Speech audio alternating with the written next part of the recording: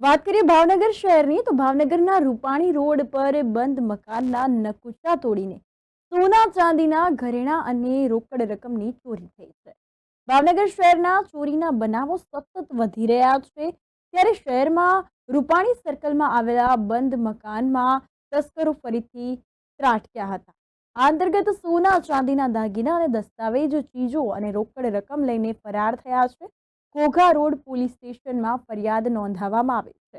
ભાવનગરના Ghogha road police સ્ટેશનમાં કલ્પના પંડ્યાએ ફરિયાદ નોંધાવી હતી કે રૂપાણી સર્કલમાં ચંપા હાઉસિંગના બંગલામાં આવેલા તેમના મકાનમાં બેન બનેવી કિંમતી માલસામાન રાખવા માટે મૂકી ગયા હતા. જો કે મકાન બંધ હાલતમાં હોવાથી કામવાળા બેન પાસે ત્યાં સાફ સફાઈ સમયાંતરે થઈ હતી. આ અંતર્ગત ત્યારે તારીખ 25 થી 26 વચ્ચે ઘરના દરવાજાનું તાળું તૂટ્યું અને સ્થળ પર જઈને તપાસ કરતા સોના ચાંદીના દાગીના અને કેટલાક દસ્તાવેજી ચીજો અને રોકડ રકમ મળીને ₹1,90,000ની માલમત્તાની અજાણ્યા શખ્સ ચોરી ગયા હોવાનું માલુમ પડ્યું હતું.